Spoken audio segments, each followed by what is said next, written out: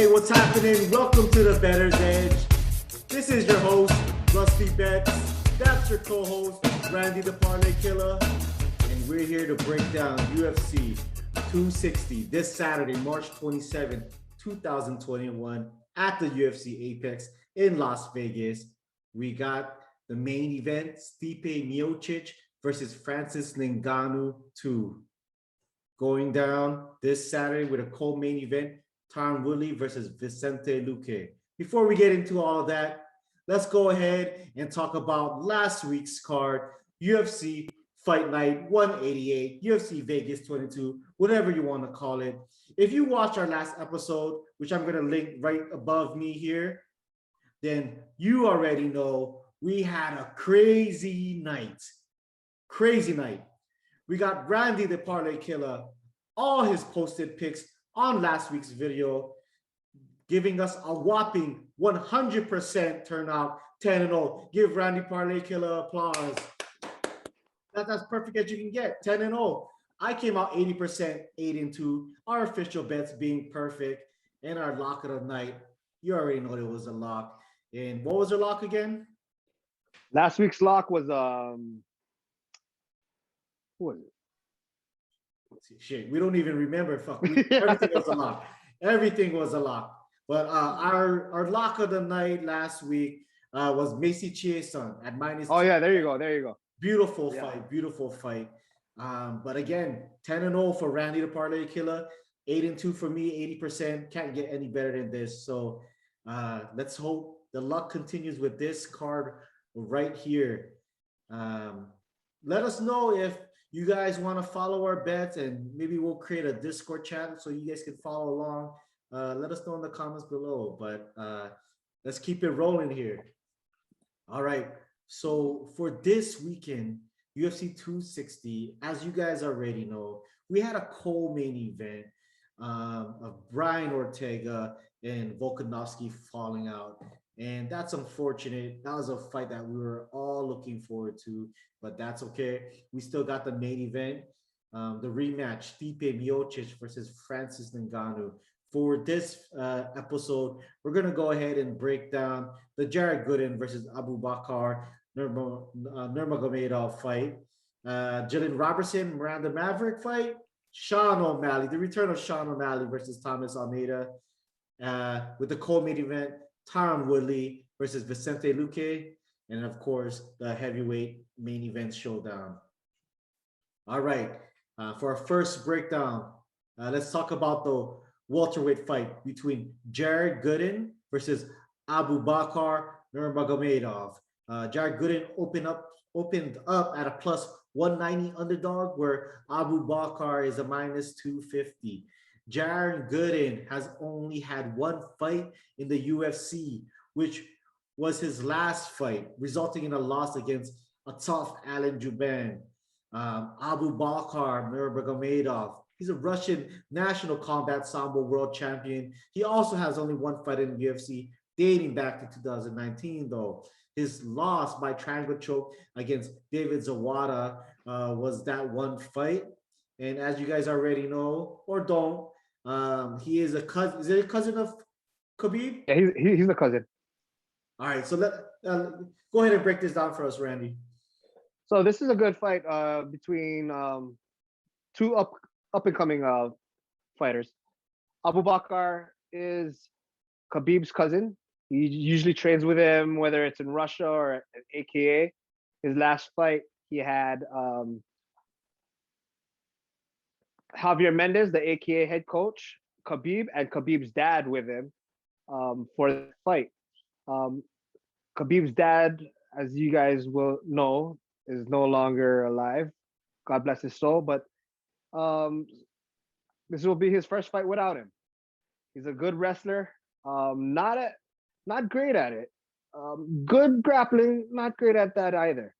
But we'll see what he can do coming off his first loss in the UFC. Jared Gooden, known as the Night Train, he's 17-5. He fought a good fight against Alan Juban last fight.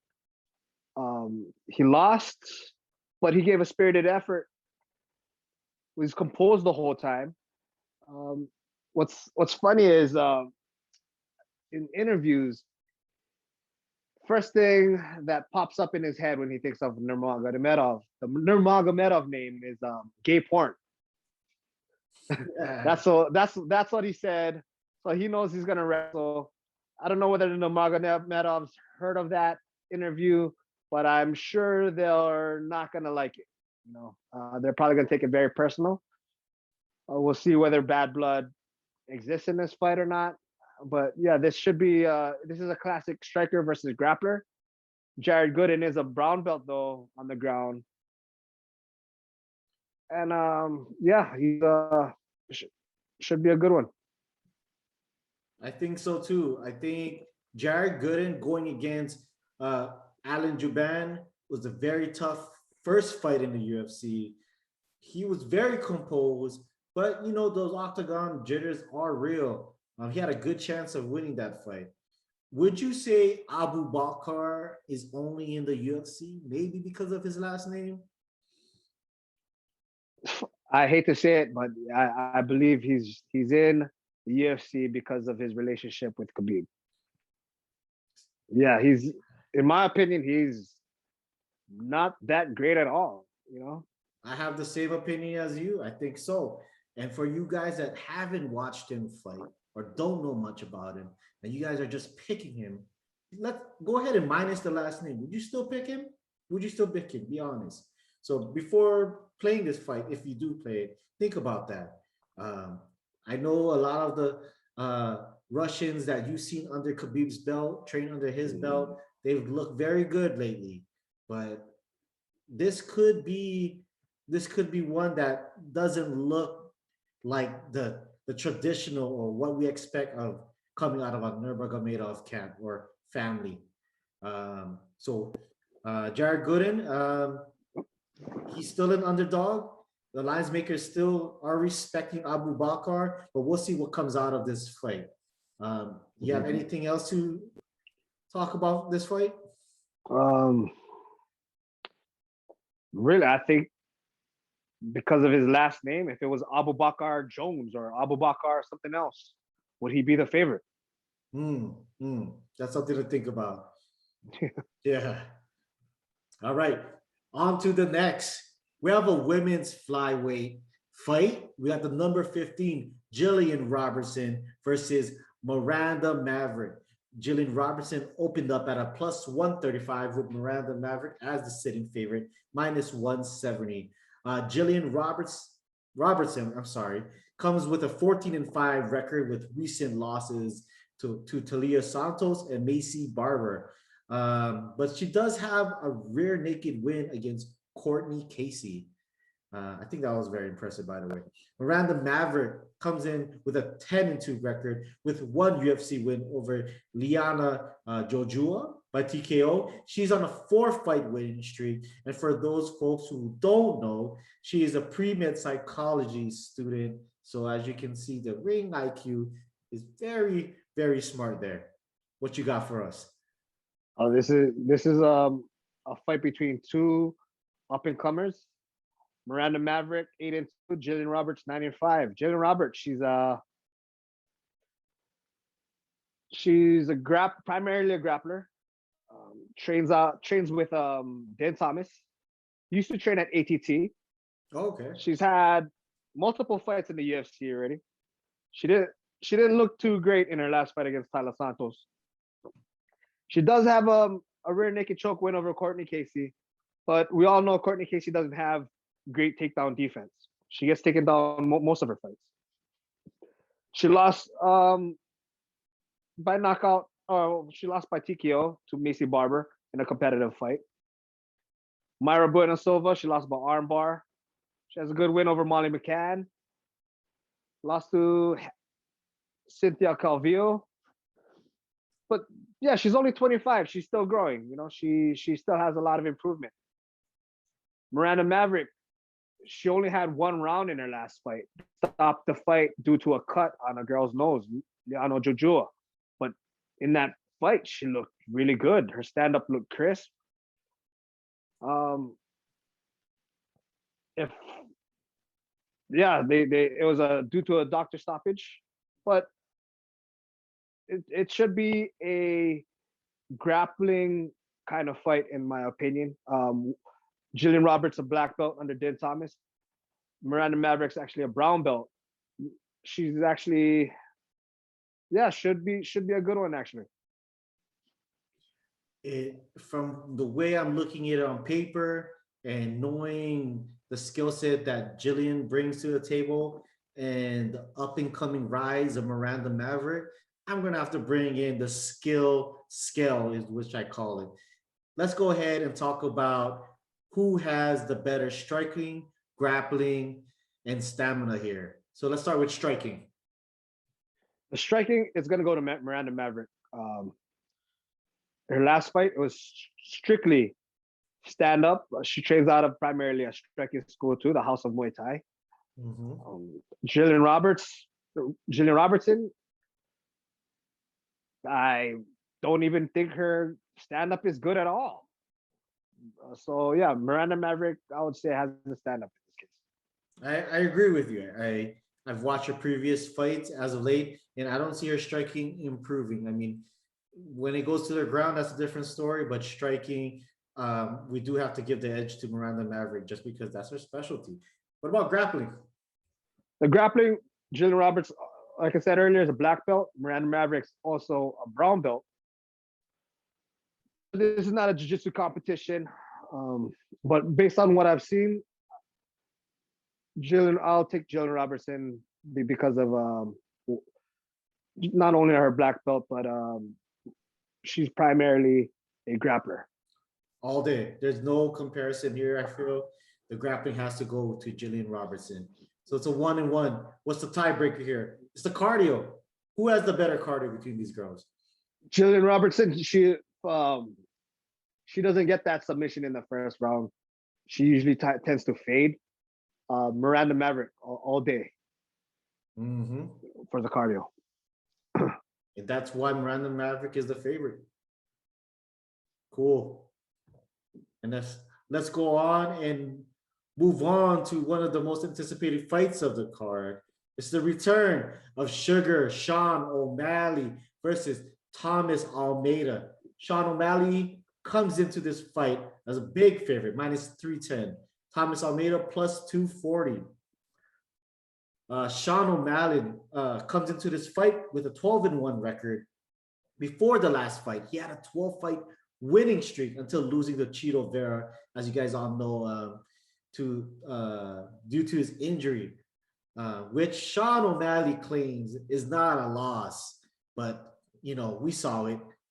Stuff happens during the fight.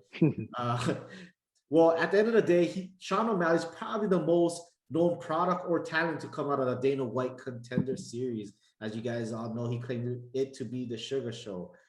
Thomas Almeida comes into this fight with a 22-4 record. If you guys remember, he started his career on a 21-fight win streak. There was a lot of hype on this kid, but now he's dropped 4 of his last 5 fights with a current 3-fight losing streak to Jimmy Rivera, Rob Font, Jonathan Martinez. No layovers for sure. So what's up here? What's going on with Sean O'Malley and Thomas Almeida? So Thomas Almeida, like you said, he was a very big time prospect coming into the UFC when he was 20-0. Sean O'Malley is also an up and comer, or up and comer prospect, whatever you want to label him. This, in my opinion, is probably the fight of the night. Sean O'Malley is coming off that injury loss to Marlon Vera. Some people thought, you know, if that didn't happen, he would have won. I still think he would have lost that fight regardless. Thomas Almeida, he's coming off that loss to Jonathan Martinez. He got 30-27 3 times. But prior to that, he was on a 2-year layoff because of an eye injury. His losses are to Rob Font, top 5 guy, Jimmy Rivera, top 5 forever. Yeah, top 5 guy, Cody Garbrandt, former champion. Can you really blame him for those losses? I don't know. This is a tough fight to call, in my opinion. In my opinion, it should be competitive. Sean O'Malley, I want to say he didn't look too great after the Contender Series. He didn't look good against Tyron Ware. He struggled against Tyron Ware, actually. He started to fade. And after that, Andrei Sukumtov. If Andrei Sukumtov had a little bit of fight IQ, he would have won that fight. But he didn't have any fight IQ. That's true. After that, he went on a surgery. He had some kind of surgery on his leg, I believe. And then he came back. He looked very impressive against Jose Alberto Quinones. Very impressive. But Quinones, Quinones is, how good is Quinones really? Then he fought Eddie Wineland, 35, 36-year-old at the time. In my opinion, his toughest fight to date. Eddie Wineland? Yeah. Even more than Chile. He looked good. And then Marlon Vera, that thing that happened to Marlon Vera. I don't think Sean O'Malley is as good as people think he is. I don't think he'll be a top 15 guy at all. He'll probably be a top 20 guy. I don't think he'll reach a top 15, in my opinion. I really don't think he's that good at all. Same thing with why is he a minus 310 favorite? Why do you think the odds makers have him as this? Even some people do compromise like that. Some people do believe that it was a freak accident. Thomas Almeida, he hasn't been looking good, but look at the guys he's been fighting. I remember even against Brad Pickett. His win over Brad Pickett, he was getting beat up until he got that flying knee knockout. He struggled against what was it? No, it wasn't Anthony Burchak. He struggled against Albert Morales in Brazil until he got that knockout. Sure. This is, in my opinion, that line is too wide. What would you rate it? I would not. What would be the line? Because I feel the same way. Yeah, that line should be closer to like minus 200, if anything. Sure. Yeah. I have a difficult time. One day I'm thinking Sean O'Malley easy. Then the next day I take Thomas Almeida. Really, Thomas Almeida isn't that good. Sean O'Malley isn't that good. This is a tough one. I would tread lightly in this fight, whoever you're picking. But I won't be surprised if I see either one coming out on top. But this is something that I'll probably watch until fight time and see how the line moves. But this is going to be an interesting fight up into the weigh-ins, really. Now for a fight like this, we got to bring out our skill scale again. Who has the better striking? The better striking, you have to say, goes to Sean O'Malley. I'm not even going to argue there. His previous wins show that. Grappling. The grappling, I want to say it's I'm just going to give it to Thomas Almeida. He's Brazilian.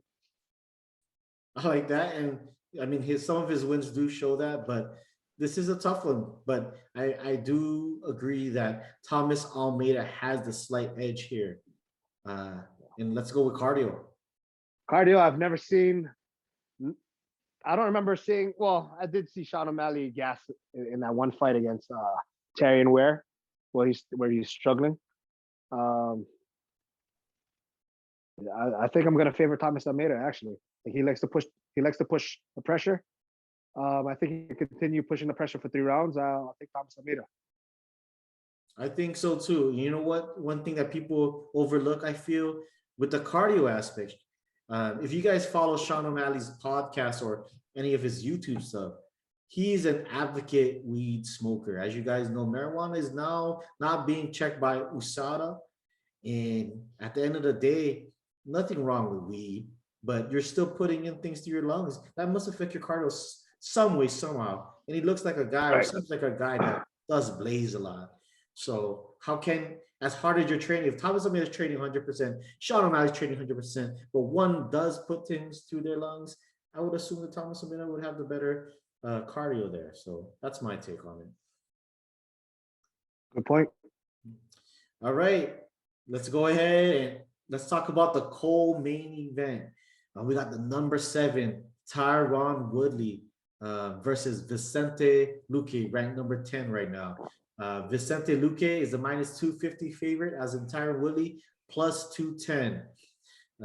Woodley is coming off a 3-fight losing streak, but these losses are coming from the current champ, Kamaru Usman, Gilbert Burns, who just fought for the title, and as you guys already know, Colby Covington.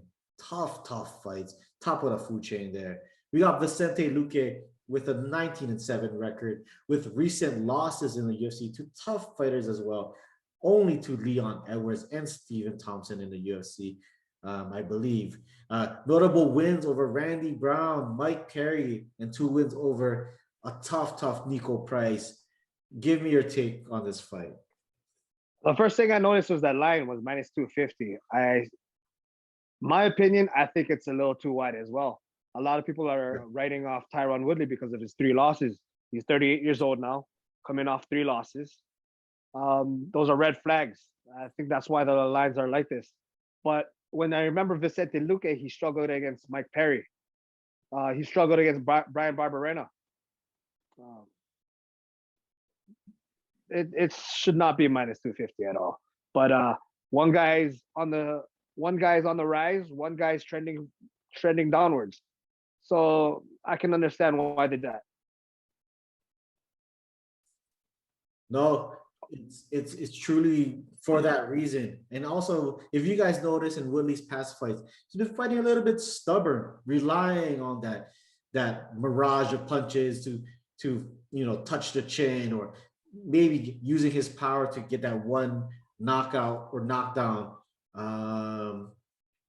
As for Vicente Luque, he does have a lot of momentum coming his way. I do understand why he's the favorite here. Yeah. His good friend Gilbert Burns, he's gonna get a lot of pointers from Gilbert Burns. Gilbert Burns is a good friend. He trains with Gilbert Burns too. Gilbert Burns just beat Tyron Woodley. Yeah. On top of that, Tyron Woodley, I know he's been training in LA for this fight. He's helping Ben Askren for his fight with Jake Paul. He's gonna be in the corner. So I don't know, how focused is Tyron Woodley? Can he bring the old Tyron Woodley back? Honestly, if Tyron Woodley was the old Tyron Woodley, 100% hands down, I'm gonna pick Tyron Woodley. But is he a shell of himself, or was he just fighting really good guys his last 3 fights? Sure. I mean, we'll see. That was always the debate, right? Even with the Darren Till fight. Is he focused? Does he have too much on his plate, juggling TMZ and all this other stuff, rap albums, whatever it may be? He's proven us wrong in the past, but that was the old. That Darren Till win was actually that was a good win for him. To me, that was one of the more, if not the most impressive win of his career. Darren Till was blazing through everyone at that time, but he just showed the young gun why he was still boss. But man, it's hard to say. The Usman fight, he got dominated. I don't know if he overlooked Usman, but yeah, the other fights, I feel like they kind of got him figured out. But it seems like Tyron Woodley isn't landing, the punches he usually used to land. But I mean, skill-wise, speed-wise, power-wise, it seems like it's still there, right? Yeah, he has a very powerful overhand right. He can pretty much shut out anybody's lights with that right hand. So it's still a dangerous fight for Luque. Does Woodley have what it takes to beat Luque by decision? We all know he can knock him out, but by decision. No, I believe the only way he's gonna win is because of a knockout. I don't think he can win the decision, really. And then, do you think Vicente Luque can win by the points or by? Yeah, I think Vicente Luque wins by points. He can win all 3 ways. He has more ways to win this fight, actually: knockout, submission, or decision. He only because he throws more output. Tyron Woodley doesn't throw as much output as he used to. And then, as you guys know, that's sometimes dangerous if you're coming from behind in a fight. Yeah, for sure. Do you think Woodley has advantage here with the smaller cage at the apex? It usually favors the wrestler, but when's the last time He uses Tyron Woodley wrestled? Yeah, he does the same thing over and over again. He backs up and he waits to throw that big overhand right. If he doesn't land, he just does the same thing. Or rinse and repeat. He does the same thing. Back up, and try to throw that right. And this being a 3-round fight, is this to Luque's advantage? Interesting. If from well, if anything, I think it helps Tyron Woodley more. Really, I don't think he can last 5 rounds. He just doesn't have the gas tank for that. Like he doesn't do. Yeah, I wouldn't. I think 3 rounds is probably better for Tyron Woodley in this case. He doesn't have to focus so much on now I gotta hold my gas. I gotta reserve myself for the later rounds kind of thing. Would you say Luque is a fast starter? Luque is a fast starter, yes. So those are some points that you guys should, really pay attention to and think about. This could be a tough fight to cap, but putting it together, I feel like come fight time, it could be obvious here. Let's go ahead and talk about who has the better striking, grappling, and cardio. Who has the better striking here? Technique wise, it's different. For striking, Vicente Luque is definitely the more technical striker. He knows how to use his 8 limbs better than Tyron Woodley does. But Tyron Woodley, he has that power. I think the power is no question goes to Tyron Woodley. But if in a I'd still favor Vicente Luque in the stand-up. I agree. Grappling. How about grappling? Grappling. Shit, I'm still gonna favor Vicente Luque. I say that. I agree with you, and I say that because Tyron almost never uses his wrestling. I feel like maybe he used it during the Daniel Till fight here and there, but I don't know. I think he's in love with his hands, really. Yeah. Yeah. And is it safe to say we give the cardio to Vicente Luque? Yeah, I've never seen Vicente Luque gas out. I think, actually, he actually tired out a little bit in his fights at Barberena and Perry, but sure, it's still better than how Tyron Woodley has looked. I've seen Tyron Woodley gas so many times. For sure. All right, let's go ahead and talk about our heavyweight main event for the heavyweight championship. We got Stipe Miocic versus the #1 ranked Francis Ngannou. We got the champion here as a +100 underdog, with the contender being the favorite at -120. Stipe comes into this fight after facing Daniel Cormier in their trilogy, beating him twice in their last 2 fights. Many consider Stipe the GOAT at heavyweight with those 4 title defenses, but he does come in at the age of 38 years old. Francis Ngannou, prime of his career, 34 years old, and is on a 4-fight winning streak with knockouts over Curtis Blades, Cain Velasquez, Junior Dos Santos, and most recently, Jairzinho Rosenstruck. He holds the world record for the most powerful punch. They say it's equivalent to 96 horsepower or a 12-pound sledgehammer being swung full force over your head. Oh my God. What is going to happen here? So this fight can go one or 2 ways. Stipe is going to do the same thing he did against Francis Ngannou 3 years ago. Or Francis Ngannou actually lands that devastating power. Stipe has been knocked out twice already. He's lost to Cormier by knockout. Skyscraper. Yeah, and Stefan Struve early in his career. He also got dropped by JDS, I believe, in their first fight. Yes. But they're Overeem got him too. Overeem had him. Alistar. Oh yeah, Alistar looked good against Stipe as well.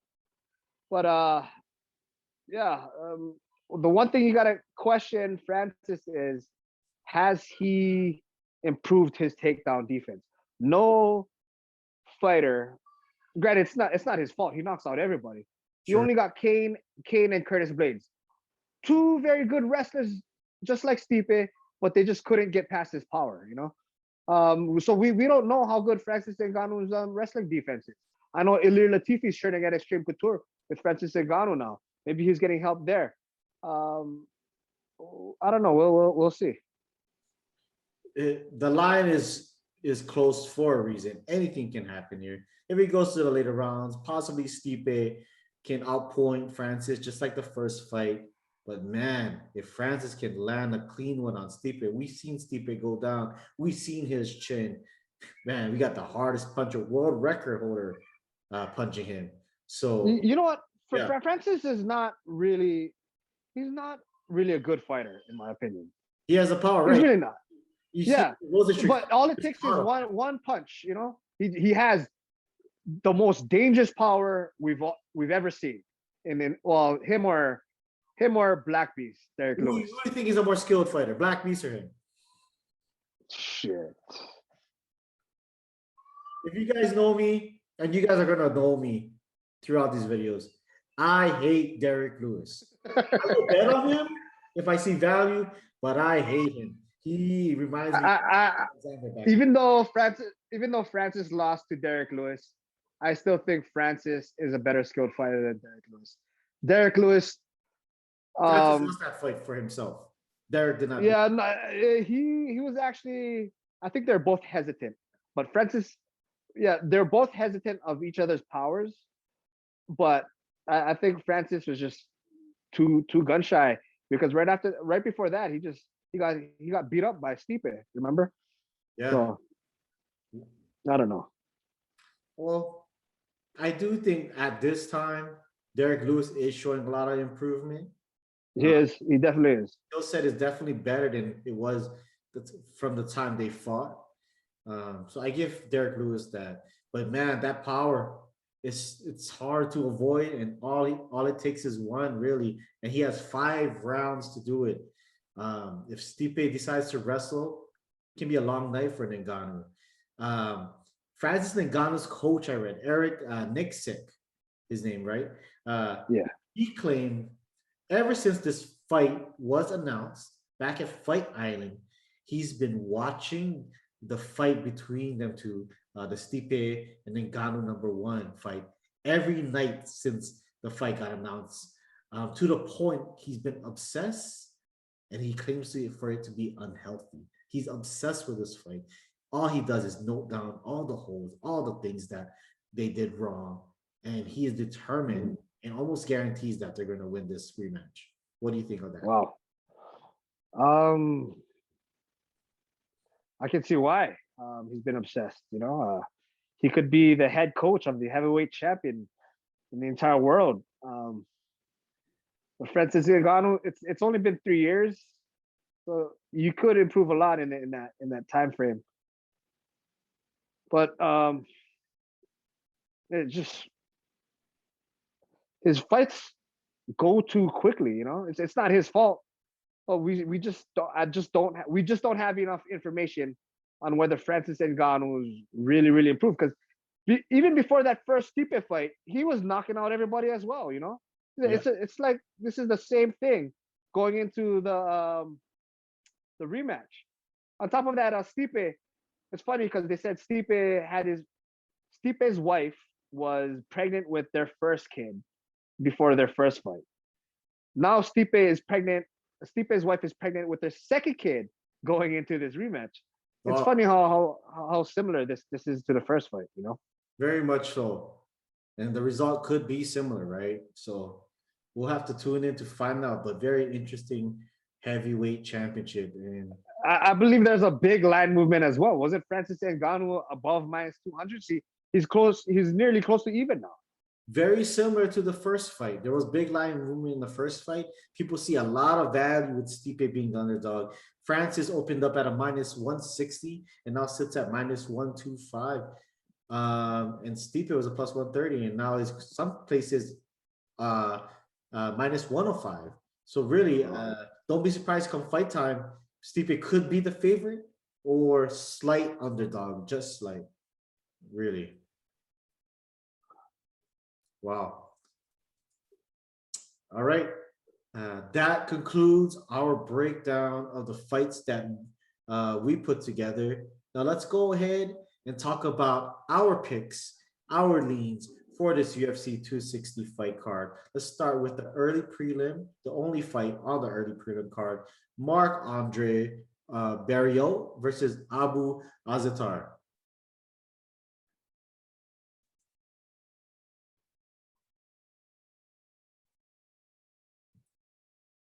So who do you have here? Okay, so in this fight, it's minus 110 both ways. Should be it's even pretty much, right?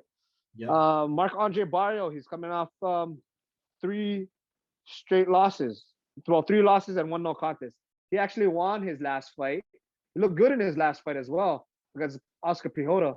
But the only thing was he got caught after that with some kind of bad substance. So he had to take a USADA suspension for that. Abu Azaitar, his last fight, he won against a 40-year-old Vitor Miranda in a fight where he gassed. It looked like he gassed out. Didn't look too good. He's the older brother of Ottman Azaitar. If you don't remember Ottman Azaitar, he was supposed to fight against Matt Frivola on Fight Island. They're pretty much royalty in Morocco. They're good friends with the Prince of Morocco. Wow. Yeah, they're pretty much royalty. Ottman Azaitar was actually cut from the UFC because of that stunt they tried to do. They had some guy try to climb walls. Yeah, I remember Fight Island last year. Yeah. Yeah, over a room, over different floors, and then they had a bag with them. Ali Abdelaziz, their manager, claims it was just potatoes that he was just giving them. Are you really gonna do all that just for potatoes? You know? That's very suspect. That's suspicious. Yeah. So they fired Ottman Azaitar. They then rehired Ottman Azaitar with no known explanation why he's rehired. You know, I was surprised about that because they really risked the whole card being scrapped. And this is the time where COVID and the pandemic was very, very serious, very locked down. I think it had to do with his manager, Ali, with his relationship with the UFC and all the fighters he represents. He has a lot of power, really, in convincing. Yes. Yeah. Royalty as well in Morocco. Sure. Hey. Okay, now breaking down the fight, I don't think Abu Azaitar is a good fighter as well. Let me take that back. Abu Azaitar is a good fighter. He has just shown cardio issues, in my opinion.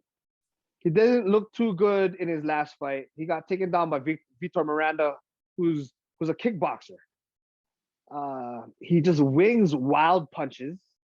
He's really short for the weight class. Marc-Andre Barriault, he just had some tough luck. You know, he was the Canadian champion. He was the champ in 185 and 205 weight classes before coming into the UFC.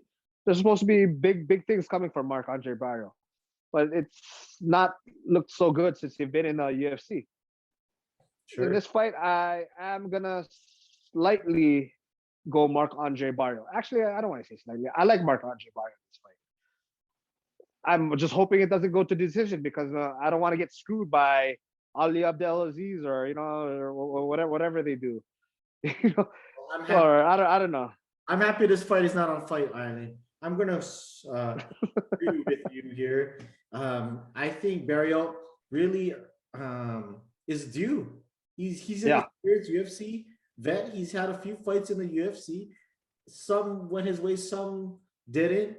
But the line shows he opened up at a plus 135 and is closing in as the favorite in some places. So I'm going to go ahead and agree with the line and agree with odds makers here currently with Barriault as the favorite. So this is going to be this is an interesting fight to watch, and let's see what happens. He's also Marc-Andre Barrio, actually, this is going to be his first fight fighting out of Sanford MMA as well. So, you know, he's going to improve a little bit. No, yeah, he's not even a little bit. He's going to improve quite a bit. On top of that, he's a bigger fighter. Yeah. He's a bigger fighter. He's a younger fighter. Yeah, give me Marc-Andre Barrio. Yeah, give me Marc-Andre Barrio in this fight. I like it. All right. We got, in a featherweight bout, we got Shane Young versus Omar Morales. What's your take? I like Omar Morales a lot. This is going to be his first fight coming out of Sanford MMA as well. He lost his last fight to Gigi Shkads in a fight he was favored to win. Shane Young, I want to say he comes out of a good camp, City Kickboxing, but he's not one of the better guys coming out of City Kickboxing. But he really isn't. I like Omar Morales in this fight a lot. It's primarily going to be a stand-up war, but I think Omar Morales, despite being older, he is the better striker. I like Omar Morales by decision. I'm going to agree with you as well on this. I think Omar, coming from the camp that we all know is making some noise nowadays, I do see him coming out and giving a great showing. So give me Omar Morales. All right. Light heavyweight bout. Modestas Bukauskas versus Mikhail. How do you pronounce his last name? Mikhail Oleksiejczuk. I like it. I like it. All right. We got Modestas as the underdog at plus 130. What do you have on these guys? Okay, so Mikhail Oleksiejczuk has no ground game whatsoever. His stand-up is really good. He's good at pressuring fighters. Good body puncher. Very good stand-up. He looked good once he came into the UFC. He had that stoppage win over Khalil Roundtree, if I'm not mistaken. But then that had to be turned over because of a banned substance. Yep. Then he goes on to win two straight. He wins 2 straight. Looking very good in those fights against Antigulov and John Volante. But John Volante, I don't know how good is John Volante. Then he looks good against OSP in the first round. Could have been a 10-8. Then he somehow gets choked out in the second round. Okay, we give you that. OSP was a top 15 guy at the time.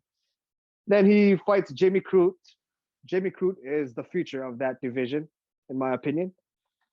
You know, so now Modestas Bukauskas. I did not like his fight coming on the Contender Series. Onto the Contender Series, I did not like it. Oh, was it Contender Series? No, it wasn't Contender Series. It was his first fight in the UFC, actually. His first fight in the UFC, I was not impressed with that fight against Andreas Michailidis, and then he gets knocked out by Jamie Crute. If you put Modestas Bukauskas on his back, he does not look too good as well. Mm-hmm. He is the bigger fighter. In my opinion. Mikhail Oleksiejczuk should be dropping down to 185. I don't know why he doesn't drop down to 185. He's so undersized at that weight. Bukauskas does have good movement standing up. He likes to move around. Good foot movement, good footwork. But I do like Mikhail Oleksiejczuk. I just like what I've seen from him, despite losing his last 2. Yeah, give me Mikhail Oleksiejczuk by knockout. Man, all these faves really, but I can't blame you. And I have to side with you again. I like him as a fave. And like you said, Modestas on the ground, unless he shows us something different, it's game over, really. All right.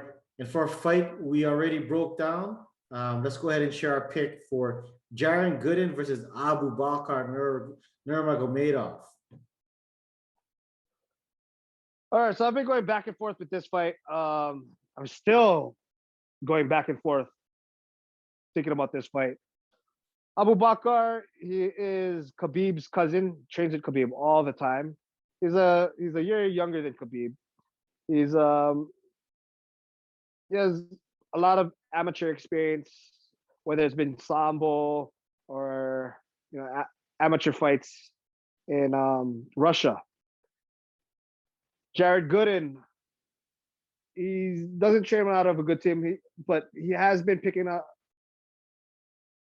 training time with the Lima brothers. Also, Will Brooks, former Bellator lightweight champ. Yep. He's been working on. He knows what Abubakar is gonna do. He's gonna dive in for the legs, go for the takedowns. That's what all the Nurmogomedov does. But what I like about Jared Gooden is he stays composed in all of his fights. He doesn't panic at all. He said in his first fight, he was just worried that he was going to gas out against Alan Jaban. He now knows that he has the gas tank to go all 3 rounds against Abubakar. Abubakar, what worries me about, he's not like, he's not as good as the other Russians, in my opinion. Zawada was a good loss. Zawada's good. Bohan Velikovic, he had a draw against. That was only a 2-round fight. Did not look good against Jonathan Weston. Pavel Kush, he got dropped and then he gets choked out against Pavel Kush. Like how good really is Abubakar? That's the I then think yeah. Yeah, Abubakar I'm sure he's gonna take down Jared Gooden in this fight. I'm sure he is.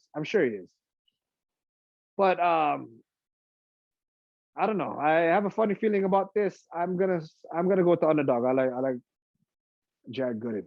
And we're seeing eye to eye here. Jared Gooden has a big potential knockout win that he can have against Abubakar. Don't be surprised if Abubakar is up after the first round, but Jared can adjust, and he always has that chance to knock out Abubakar, whether it's on the feet. I mean, they're gonna fight standing up. I think it's a Fugazi. I think that Nurmagomedov name isn't. He's not Khabib. It's Khabib's cousin. So you're gonna see cousin fighting. So don't let that name fool you. I'll take Jared Gooden as my underdog of the night, really. On top of that, he is a dominant MMA guy. He is under Ali Abdelaziz too. Ali tries to give you favorable matchups, right? But I don't know. I just don't see it being a good night for Dominance MMA on Saturday. Sure. All right. We got the main event for the prelims. Alonzo Menifield versus Fabio Charant. Fabio is stepping in on short notice for what was his name? He's supposed to fight. He's replacing William Knight. Yes. So Fabio is coming in as the LFA light heavyweight champ against Alonzo Menifield. Alonzo Menifield currently sits at a -260 favorite in some places, respectively. But what do you think of this short notice fight? All right, Fabio Charant, he only has 1 loss. It's been to Alexa Kamer. Alexa Kamer's a Stipe Miocic training partner. He lost to Alexa Kamer on the Contender Series. He was actually doing good until he got flying kneed. Menifield, he's lost his last 2 fights. He's supposed to be fighting William Knight on this card. Was it our first episode they were actually supposed to fight on? I actually picked William Knight then. But then if they were supposed to fight on this card, I was actually going to pick Menifield. I just think Menifield, after coming off 2 losses, he's training out of Fortis MMA. Game plan, he's bigger than William Knight. I would have picked Alonzo Menifield. Charant, in my opinion, does have the better striking, even though he has no finishes standing up. But I like Menifield. I just think with the 4 days notice, you still got to worry about cutting weight. I like Menifield. In this spot. Sure. If you were to give me Charant a full camp, I probably would side with Sharant, but I just think 4 days is just too soon. Give me Menafield. Fair enough. I'm gonna go against you here. I think that there has to be some underdogs, and I feel like if not Jared Gooden, maybe Fabio Sharan as well. If not both, I feel this short notice fight hurts Alonso a little bit more. I feel like he was preparing for a different guy. We got Fabio coming from the LFA, a lot to prove, a lot to prove. He's gonna make a name for himself if he wins. He does have the better striking, and if he puts it together, it can be a short night for Alonso. But regardless, I don't blame you picking Alonso Menafield as the favorite here. Bigger guy too. But yeah, it should be a good one, really. All right. On to the main card. We got Jamie Malarkey and Kama Worthy for this lightweight bout to start the main card for UFC 260. Who do you have here? So Kama Worthy, he looked really good coming into the UFC. He got that knockout win over his former training partner. I believe that was his training, Devontae Smith. Devontae Smith, he's been looking good in the UFC as well. Then he has a very good win against Luis Pena. He won the first round. He lost the second round. And then he was losing the third round until he got that guillotine choke on Luis Pena. I think that win over Luis Pena that's a very good win for him. I think, and then he loses to Otman Azaitar, Abu Azaitar's younger brother, the better Azaitar, which is Otman. That was actually a 50-50 fight. You just didn't know who to pick going into that fight. Now, Jamie Malarkey, he's actually looked good against Brad Riddell. He had his loss to Brad Riddell. He got beat up in that fight, but that was a fight of the night, I believe. He also lost to Faris Ziam in his last fight. In a fight a lot of people thought Malarkey won. Now Malarkey actually trains out of in Australia, out of Ross Pearson's gym, but I know he's been training at City Kickboxing for this fight as well. So I'm confused, like why this fight is. I don't know whether it's still gonna continue happening, because I know he's been training with Alexander Volkanovski, and so I don't know why he's still on this card, but oh well. Same gym, right? Yeah. Same thing with that other dude, Shane Young. Why is Shane Young on this card as well?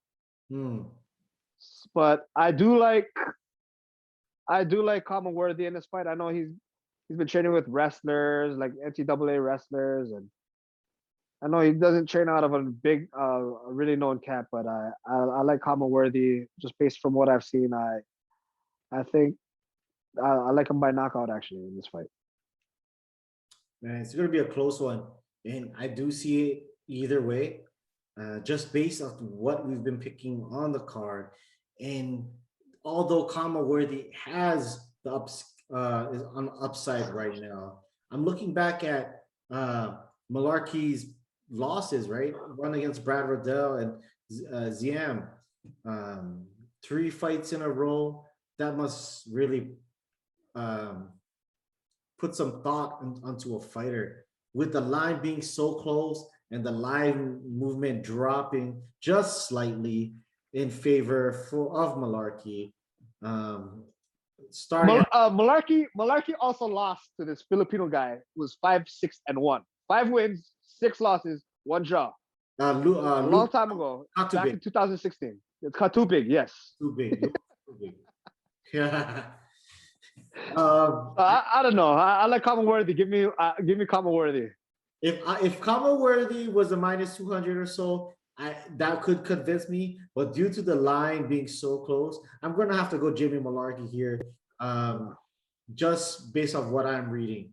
But yeah, give me Malarkey in a close one. Could be a robbery. Who knows? But give me Malarkey. I'm not too confident though. I'm actually pretty confident in this pick. All right, we'll have to see. Yeah. All right. Now for a fight we already broke down, we got number 15, Gillian Robertson versus Miranda Maverick. Just give me, who do you think will win this tough fight? Between two up and comers, Miranda Maverick, in an interview, she said she's gonna maul Gillian Robertson. Actually, or Gillian Robertson, in my opinion, I think she's definitely the better grappler, but I don't think she's the better wrestler. Miranda Maverick's wrestled throughout high school. She's grew up on a farm. She's, in my opinion, probably the more physical, the more stronger girl in this fight. You know, she's shorter. You know, it's gonna be harder to take her down as well. Sure. She has the better striking. I like Miranda Maverick a lot here. You know, she dominates the stand up. The wrestling she's better in my opinion. She has the better cardio.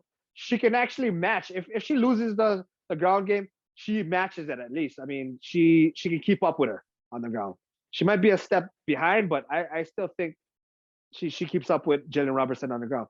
I like Miranda Maverick a lot, especially at minus 160. Yeah, give me Miranda Maverick. I'm with you here. I think that a lot of people do see Gillian Robertson and do see some value in her, but I think it's Miranda Maverick's time. I like her game. I like her confidence. I can't bet against her, really. So give me Miranda. Fear the Maverick. Yes, sir. Yes, sir. All right. And one of the most anticipated fights of the card, Sugar Sean O'Malley versus Thomas Almeida. I just saw a video, Sugar, telling Helen Yee for people not to bet on him. He was annoyed of everyone tweeting him, messaging him, saying that they owe them $1,000 or so for him losing his fight against Cheeto Vera. So he tells everyone, don't bet on me, bet on Thomas Almeida. What do you think of that, and who do you like? These two guys I don't really pick. I usually like to fade both of these guys. I like fading Thomas Almeida. I've been very successful fading Thomas Almeida. Sean O'Malley, I know I've lost to Sean O'Malley a couple times. But Marlon Vera, he was not going to beat Marlon Vera. I faded him as well in that fight. He only has one loss, but ever since seeing that Andre Sukumtop fight, it's like, is this guy really good? You know? He did look good in that Quinones fight. He looked good in the Wineland fight. It's just his leg. His leg wears me. Like, he's already had 2 injuries because of that leg already. You know, the Sukumtop fight, he couldn't stand. This last fight, that's an injury. He also lost by ankle lock to Hector. Well, granted, that's Hector Lombard in a grappling tournament. Mm-hmm. Like, I don't know. Is his leg really good? Thomas Almeida, he's a Muay Thai artist. He knows what he has to. He knows what he has to do. He's already stated in interviews that he's going to explore doing leg kicks for this fight.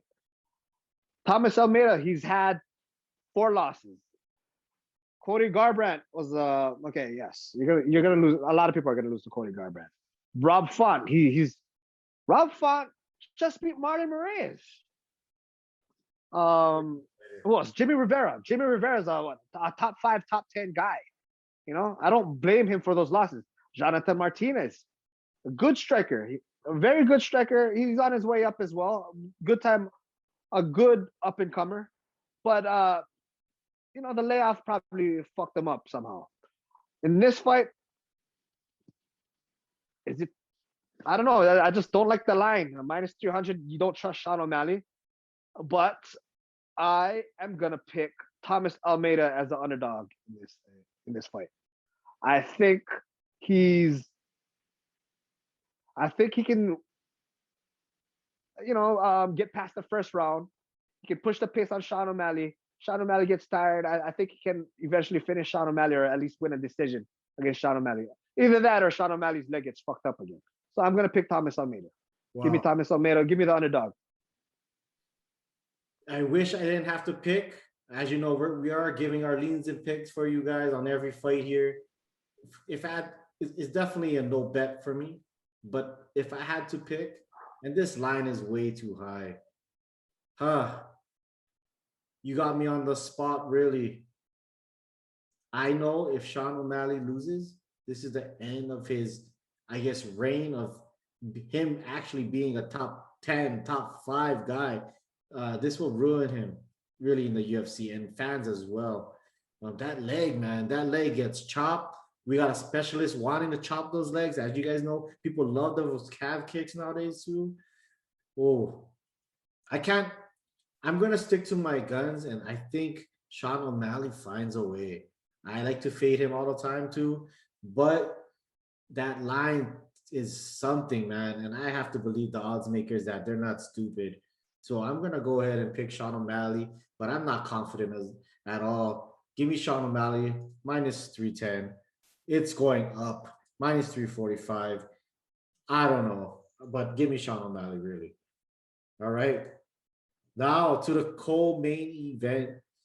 We got number 7, Tyron Woodley versus number 10, Vicente Luque. Very interesting fight. Give me your pick for this co-main event. All right, so Tyron Woodley is coming off 3 straight losses as well. There's a lot of fighters on this card coming off a lot of losses, you know. Yeah. Two fight losses, 3 fight losses. No, and it's a pay-per-view, you know.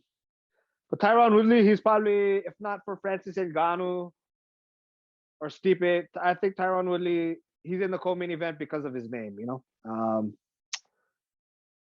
He's coming off 3 losses to probably the 3 guys in the top 5 right now in that welterweight division. Kamaru Usman, Colby Covington, and Gilbert Burns. He's got dominated. No, really, he was dominated in all 3 fights.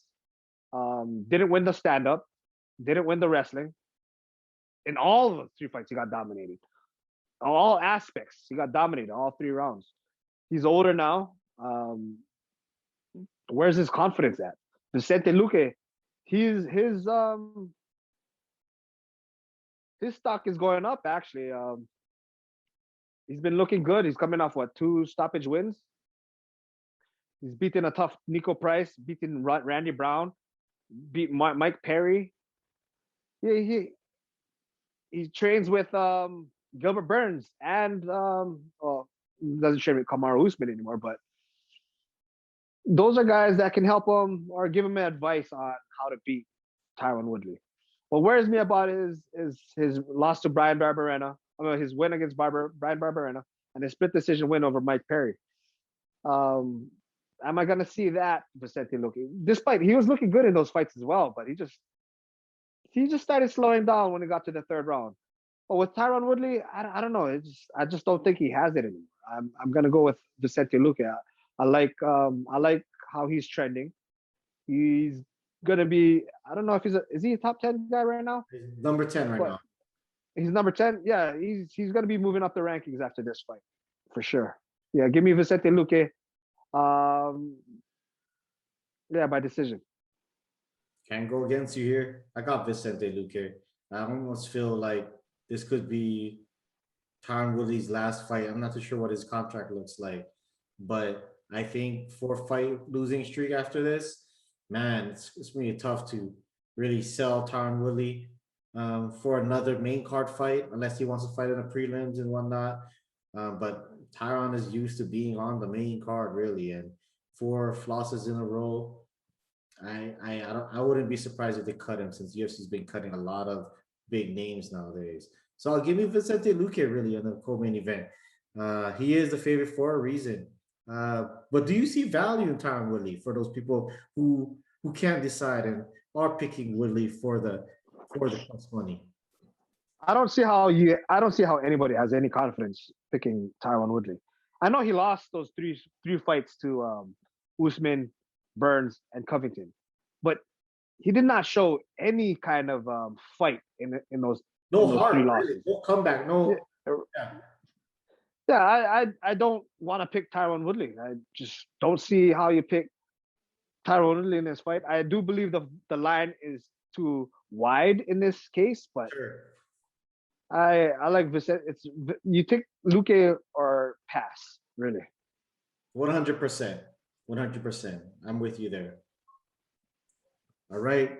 And for our last pick of this UFC 260 card, we got the reigning champ, Stipe Miocic, versus the #1 ranked Francis Ngannou. Give me your pick. All right, so I'm a big fan of Francis Ngannou. Ever since his last loss to Stipe Miocic, he lost to Derek Lewis after that, and he goes on to knock out Blades in 45 seconds, beats Cain Velasquez in 26 seconds, beats Junior Dos Santos in 1 minute and 11 seconds, beats Rosenstrike in 20 seconds. He's had what? Less than 3 minutes of fight time ever since his loss to Derek Lewis. He's still the same guy in my opinion. He's probably better. You know, you got to be kidding me if you're not even working on that takedown defense. Sure. No, really, you got to be kidding me. You really think you're just gonna knock Stipe Miocic out? Hey, you very well could. You very well could, but at least work on your takedown defense. You know, worst case scenario, it happens again. But he has been. I've seen the training videos. They're working on the ground game. They're working on see if he gets on his back, trying to get up, working on takedown defense, working at extreme couture. They got him very well prepared. Yeah, this kind of reminds me of when Rocky went to Russia. You know, you got one guy training out in the snow, you know, and then now you got one guy training out of this facility with all these gadgets. Sure. And you know, he has the PI right here in Vegas. You know, he is one of the first all the best nutritionists really train out of the PI, really, if you remember. Yeah. Back in June 2017, I seen Francis Ngannou at Asia Buffet. I seen him. He was by himself, and I was like, "Hey, Francis Ngannou." He was like, he looked at me. I was like, "Yeah, hey, what's up?" And I just told him, "Hey, I'm a big fan." You know, I took a picture with him. We took multiple pictures actually. We took a bad picture. He's like, "Oh no, let's go take a better picture." You know, so we took another picture, and I told him, "Dude, you're gonna be champ very soon." No, I told him, "You're gonna be champ. You're gonna be champ soon," and he told me, "Very soon." This is back in 2017. It's 4 years later. It's not very soon. You know what I mean? I like Stipe Miocic in this fight. I just think people are saying, "Oh, okay, he's 38 years old. He's 38 years old." Heavyweights have a longer lifespan, in my opinion. You know, 38 is still young for the heavyweight division. You can fight into your 40s. So, yeah, look at Mark Hunt. Mark Hunt was 44 before he stopped fighting in the UFC. 44, 45, or whatever the age was. But yeah, Stipe is only 38. He's coming off 2 great wins over one of the GOATs in DC. Yeah, this is one fight. There's one thing he has to watch out for. He knows it. It's the power of Francis Ngannou. He has experience against Francis Ngannou already. I think they know what to do. They're gonna attack that. They're gonna attack the wrestling game of Francis Ngannou. You know, he's been wrestling his entire life. I just don't think in this 3 years, although you can improve, I don't think his takedown defense is going to be good enough to stop Stipe. Well, he could crack him and Stipe could fall, but I don't like his puncher's chances at this point. Give me Stipe Miocic. It's hard to go against that, right? It's hard to go against the proven champion who's shown us time and time again that he can beat the names and he can show his wrestling and his hands. Big wins over DC, who, man, if he didn't lose to John Jones or to Stipe, that those 2 times could have been really the true goal of MMA. But man, there's a reason why DC kept saying, "I don't want to fight Francis Ngannou. Don't give me that fight."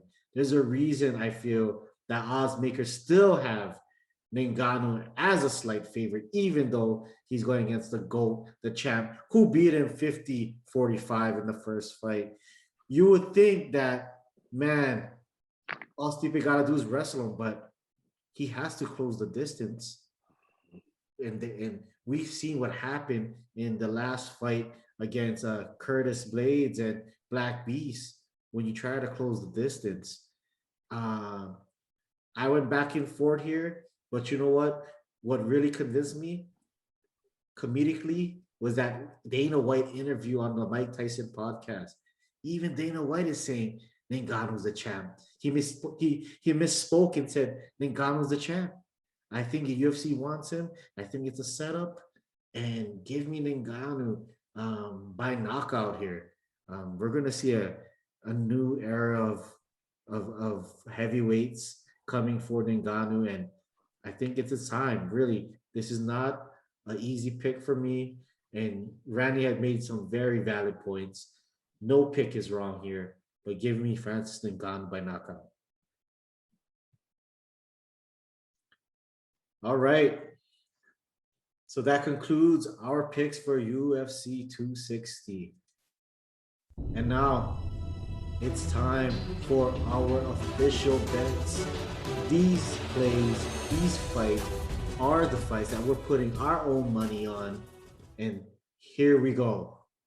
For me, I got Jared Gooden at plus 185. I see an upset brewing here, and I feel like this is my underdog of the night. Give me Miranda Maverick. I like her confidence. Give me Miranda Maverick at minus 175. I don't see Tyron Woodley breaking his losing streak, and I see Vicente moving up in the ranks. Give me Vicente Luque at minus 265. And to cap off my UFC 260, this fight is too good not to place a bet on. I'm going to go with Francis Ngannou at a minus 120. All right, Randee, the parlay killer, give me your official bets. I'm gonna have a lot of bets on this fight. I'm gonna have a 2-team parlay on Marc-Andre Barrio and Omar Morales. I'm not gonna play the Jared Gooden Abubakar. Even though I think Jared Gooden might take it, it's not something I want to play. Give me a 2-team parlay with Alonzo Menefield and Kama Worthy. Also, I'll take another 2-team parlay on Maverick and Luque, and I'll take a straight bet on Stipe Miocic. All right. Those are some solid plays, and I love the 2-team parlays, giving you great payouts there. All right. We've been 3-1 in the past 4 videos for our lock of the night. So our UFC 260 lock of the night is, let them know. So our lock of the night this week will be Vicente Luque. Vicente Luque, he's trending upwards. The Tyron Woodley we all remember no longer exists. It's possibly Tyron Woodley's last fight. We really like Vicente Luque in this spot. Yeah, Vicente Luque as a lock of the night. Minus 265. Lay with confidence, guys. This is our co-main event, so I feel like this one is going to showcase Vicente in a great way, and we're going to see the end of Tyron Woodley. All right, this wraps up our UFC 260 betting predictions episode. Thank you guys all for joining us. If you have any comments or suggestions below, please let us know. Leave them in the comments below. Again, I'm Rusty Betts. You can follow me at Bettors Edge Show. That's your whole co-host, Randee the Parlay Killer. Follow him at Parlay Killer 808. Again, till the next episode.